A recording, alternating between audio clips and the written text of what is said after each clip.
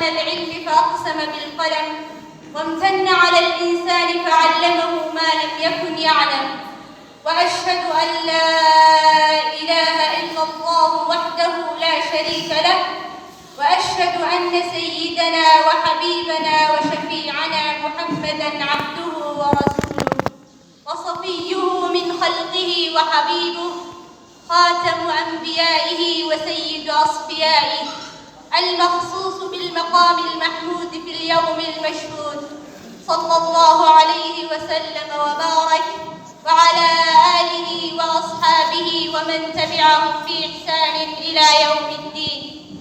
أما بعد، أيها الحفل المبارك، الآباء والأمهات، ضيوفنا الأكارم، أساتذتنا الفضلاء، طلابنا الأعزاء، الخريجين والخريجات، أحييكم أزكى التحيات وأجملها وأنداها وأطيبها، تحية أهل الجنة يوم يلقونه سلام، ألا وهي السلام عليكم ورحمته وبركاته. أيها الحضور، طبتم وطاب ممشاكم وتبوأتم من الجنة منزلا، وحضوركم شرف لنا ويضيف على حفلنا أنسا وسرورا، فبارك الله في مسعاكم وجعل الجنة مثوانا ومثواكم. ضيوفنا، أتيناكم لنهديكم أزاهيرا وريحانا، بألحاننا نسوق لكم فنون الشعر ألوانا، أريج فاح من عبق يزيد القلب سلوانا، يهز الوجد من ضرب ويهدي النفس إيمانا. أتيناكم لنهديكم عبير النسمة الكادي، بألحان نسوق لكم فنون الشعر ألوانا، أنين في القلوب سرى يخالط نغمة الحادي، أغاريد نرددها كصوت البلبل الصادي.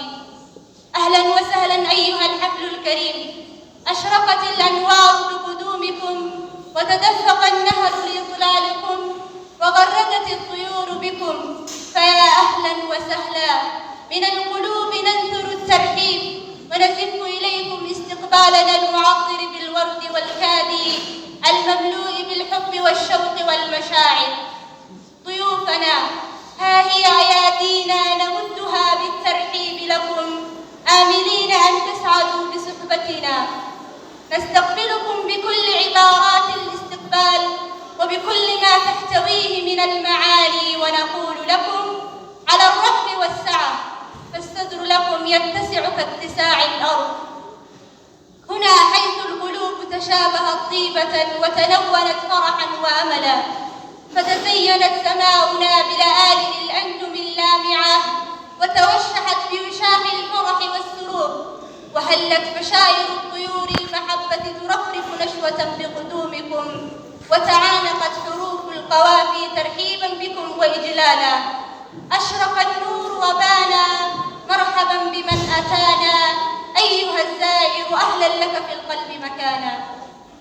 أيها الآباء والأمهات، يا من ساندتمونا في هذه الحياة في الأوقات الصعاب، يا من زرعتم فينا طموحا صار يدفعنا نحو الأمام إلى مستقبل ناجح، يا من علمتمونا معنى السعادة وأهديتمونا من طيب قلوبكم كقلادة في أعناقنا، فيكم الوفاء والمحبة، فقلمنا بدأ ينثر كلمات لكنه لن يستطيع حصر كلمات في فضلكم، فلكم منا جزيل الشكر على ما قدمتموه لنا لنصل في هذه المنزلة العظيمة. الأساتذة، أساتذتي الفضلاء، كل التبجيل والتوقير لكم، يا من غرستم دربنا النور والفرح، فبفضلكم فهمنا معنى الحياة، واستقينا منكم العلوم والمعارف والتجارب، لنقف في هذا الصرح العظيم كالأسد في عرينه، عزيزا كريما لا ينخدع بالمظاهر والقشور. فمنكم تعلمنا أن للنجاح أسرار، ومنكم تعلمنا أن المستحيل يتحقق، ومنكم تعلمنا أن أفكار الملهمة تحتاج إلى من يغرسها، فلكم منا جزيل الشكر على جهودكم القيمة. والآن